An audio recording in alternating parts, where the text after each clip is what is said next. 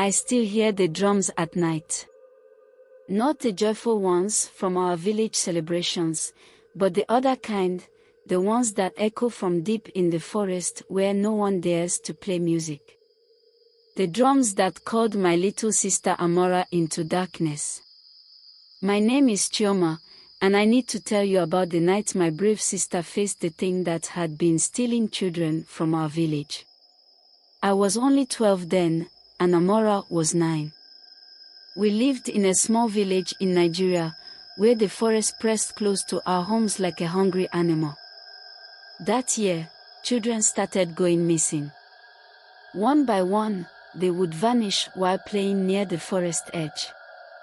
The adults whispered about an evil spirit, a shapeshifter that could look like anyone it wanted. But they never said this too loudly, afraid that speaking of it would draw its attention. Amara wasn't like other kids. While everyone else stayed away from the forest after sunset, she would sit at our window and watch the trees, her small face serious in the candlelight. "The spirit is lonely," she would say. "That's why it takes the children." I didn't believe her then. I wish I had. One night, I woke up to find her bed empty. Through our window, I saw her small figure walking toward the forest, following the sound of distant drums. My heart nearly stopped when I saw another figure walking beside her, a perfect copy of our mother, but wrong in ways I couldn't explain. I ran after them, my bare feet silent on the dirt path. The fake mother's movements were too smooth, like water flowing uphill. As they reached the forest edge, I saw it clearly in the moonlight. The thing wearing our mother's face had no shadow. Amara stopped at the forest edge. Then she did something I never forget.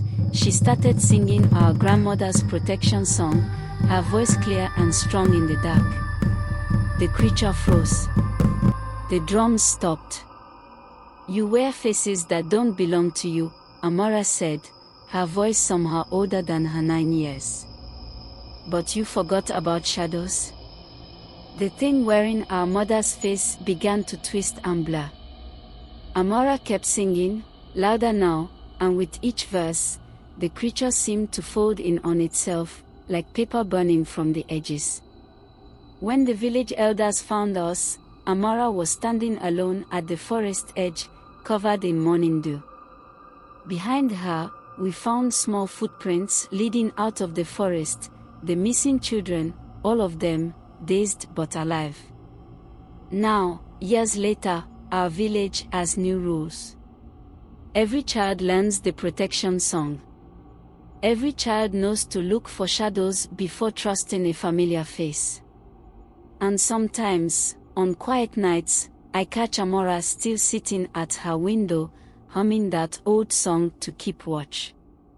But I never tell her what I saw in those final moments, how her own shadow had seemed to grow and stretch in the moonlight, reaching out like dark fingers to tear apart the creature's stolen face. Some things are better left in the space between stories and truth. The drums never came back after that night. But sometimes, when the moon is full and the forest is too quiet, I check to make sure my shadow is still there, following me as it should.